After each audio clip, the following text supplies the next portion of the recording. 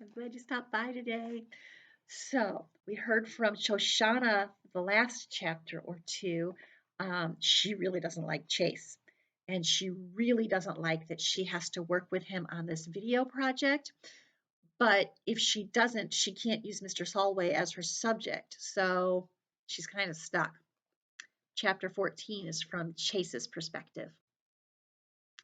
My dad recently bought himself a souped up Mustang with 400 horsepower, huge tires, and just enough of a defect in the muffler that it roars like a bulldozer.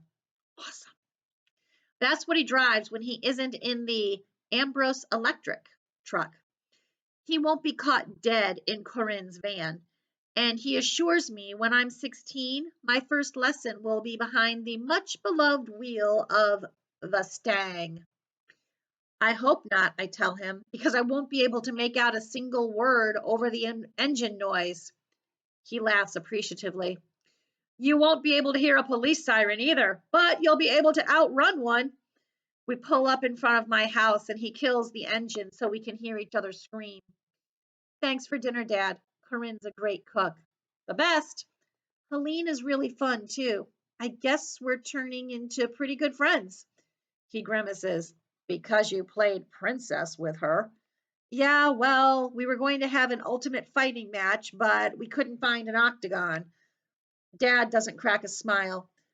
I guess you never struck me as the kind of kid who'd care whether or not he's pretty good friends with a 4-year-old.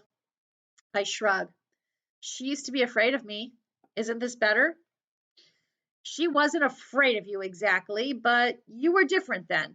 Tougher. Nobody messed with you. Think of Aaron and Bear. Like that. I'm having flashbacks of my wonderful toughness, punching and shoving kids, kicking their heels out from under them in the halls. But it's not all bad stuff like that. I remember walking through the school with my shoulders back and my head held high. I remember feeling important and confident and powerful. Maybe some of that came from what a jerk I was, but surely not all of it.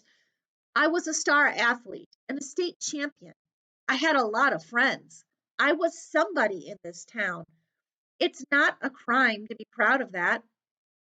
I reach for the door handle. Anyway, thanks again, Dad. One more thing, champ, he says quickly. There's this doctor. He's a sports medicine expert, so he has a lot more experience than that quack Cooperman. I talked to his office and he's willing to take a look at you and give us a second opinion. A second opinion?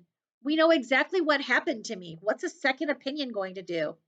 Get you on the field where you belong? He exclaims immediately. Even Cooperman admits that you've recovered. It shouldn't cost you a whole season.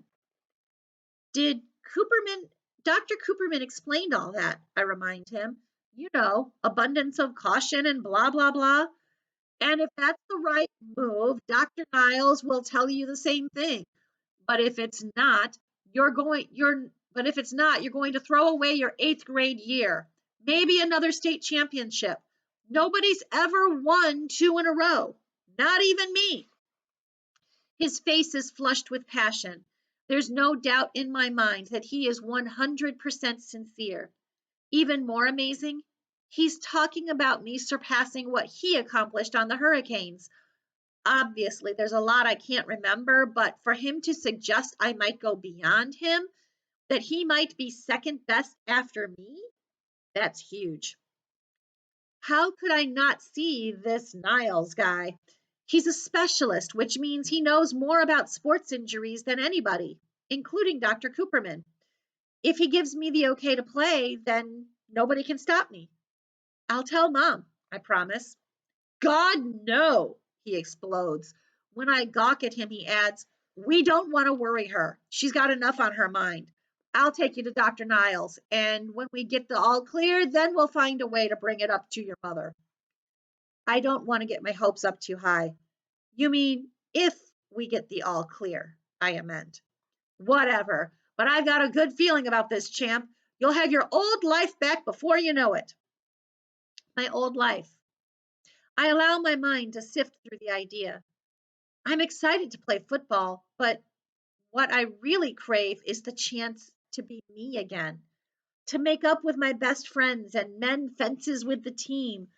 Those feelings of self assuredness and pride won't just come from memories anymore. It could all happen very soon.